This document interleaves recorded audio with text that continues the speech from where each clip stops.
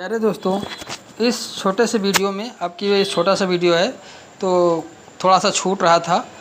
Translocation of food, खाद्य पदार्थों का स्थानांतरण। प्यारे दोस्तों, थोड़ा सा डिस्क्रिप्टिव में थोड़ा सा बता दें तो, जबकि इसका MCQ हो गया है। ट्रांसलोकेशन ऑफ फूड में आपको MP3 वीडियो मिल रहा है। प्यारे दोस्तों, आपको केवल वॉइस सुनाई देगा। आप लीड लगाकर या बाहर से माइक यूज करके आप अपना पढ़ाई हर समय STD जारी रख सकते हैं। प्यारे दोस्तों, चलते फिरते बैठते खाते पीते सारे स्थानों पे आप अपनी STD को हर समय बरकरार रख सकते हैं। प्यारे दोस्तों, इसीलिए यह मेरा MP3 वीडियो बायोलॉजी के लिए रामबाण है। प्यारे दोस्तों, यदि आप लोग ध्यान से सुने तो अवश्य सफलताएँ मिलेंगी। तो प्यारे दोस्तों, आज हम लोग क्या शुरू करने वाले हैं? Translocation of food. Translocation of food, पौधों में खाद्य पदार्थों का पत्तियों से जड़। देखिए, पौधों में भोज पदार्थ कहाँ बनता है? पत्तियों में। कहाँ बनता है? पत्तियों में। खाद्य पदार्थ कहाँ बनते हैं? पत्तियों में।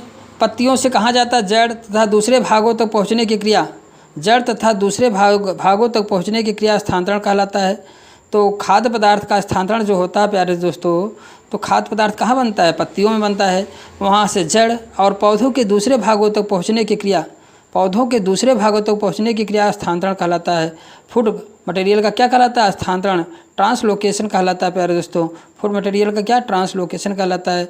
पत्तियों तथा अन्य प्रकाश संश्लेषी भागों से खाद्य पदार्थ सुक्रोज के घोल के रूप में फ्लोएम द्वारा उन सभी भागों में पहुंचता है। देखिए, यहाँ क्वेश्चन बनता है प्यारे दोस्तों, तो खाद्य पदार्थ किस रूप में फ्लोएम के द्वारा जाता है? सुक्रोज।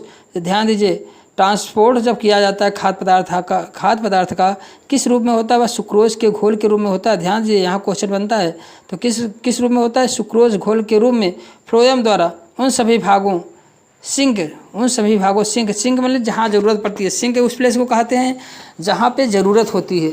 सिंक किसे कहते हैं? जहाँ पे ज़रूरत होती है। फ्लोएम द्वारा उन सभी सिंक भागों में पहुँचाया जाता है जहाँ प्रकाश संश्लेषण नहीं होता। प्यारे दोस्तों, जहाँ पे प्रकाश संश्लेषण क्रिया नहीं होती है वहाँ भोजन बनेगा नहीं। तो वहाँ की सेल को भोजन कौन देगा? जो फ्लोएम के द्वारा। और ऐसे स्थानों को हम सिंक कहते हैं। सिंक प्लेस किसे कहेंगे? जहाँ पे भोजन नहीं बन रहा है पौधों में, तो वहाँ प्रकाश संश्लेषण नहीं होता है तो भोजन बनेगा नहीं। तो उन स्थानों को हम सिंक कहते हैं। ऐसे स्थानों पर भोजन पहुँचाया जाता है किसके द्वारा? फ्लोएम के द्वारा। खाद्य पदार्थों का स्थानांतरण अनेक दिशाओं, नीचे की ओर, ऊपर की ओर, पार्श्व दिशाओं, मतलब नीचे ऊपर पार्श्व दिशाओं में होता है। ह्यूगो ड्रीवीज ने क्या कहा था? ह्यूगो ड्रीवीज वैज्ञानिक ने भी एक अपना सिद्धांत दिया। उन्होंने कहा कि जीव द्रव प्रवाहवाद प्रस्तुत किया। उन्होंने क्या सिद्धांत दिया? जीव द्रव प्रवाहवाद प्रस्तुत किया। इनके अनुसार चालनी नलिकाओं जो फ्लोएम की चालनी नलिकाओं में खाद्य पदार्थ ऊपर या नीचे की ओर जीव द्रव प्रवाह के साथ पहुँचाए जाते हैं। ऊपर या नीचे की ओर जीव द्रव प्रवाह के द्वारा पहुँचाए जाते हैं। चालनी नलिकाओं के द्वारा जो खाद्य पदार्थ है ऊपर या नीचे जीव द्रव प्रवाह के साथ पहुँचाए जाते हैं। जीव द्रव्य प्रवाह के साथ पहुँचाए जाते हैं। प्यारे, उन्होंने कहा कि जीव द्रव प्रवाह के साथ पहुँचाए जाते हैं। लेकिन मुंज ने एक सिद्धांत दिया। मुंज की द्रव्यमान प्रवाह परिकल्पना क्या की थी? मुंज मास फ्लो थ्योरी हाइपोथेसिस के अनुसार क्या हुआ? के अनुसार खाद्य पदार्थों का सोर्स निर्माण के स्थान सप्लाई एंड से उनके उपयोग के स्थान सिंक और कंजम्पशन एंड तक फ्लोएम द्वारा सांद्रता प्रवणता कंसंट्रेशन ग्रेडियंट्स के अनुरूप होता है। उन्होंने क्या कहा? सांद्रता प्रवणता कंसंट्रेशन ग्रेडियंट के अनुरूप होता है। प्यारे दोस्तों, उन्होंने कहा भोजन का पहुंचाना किस पे निर्भर करता है? सांद्रता प्रवणता कंसंट्रेट ग्रेडियंट पर निर्भर करता है। प्यारे दोस्तों, कंसंट्रेट ग्रेडियंट पर निर्भर करता है। सिंक तक पहुंचने के लिए किस पर निर्भर करता है? कंसंट्रेट ग्रेडियंट के अनुरूप होता है। और प्री प्रोटीन चालनी नलिकाओं में पाई जाती है। उन्होंने कहा कि प्री प्रोटीन चालनी नलिकाओं में पाई जाती है जो खाद्य पदार्थों का स्थानांतरण में सहायता करती है।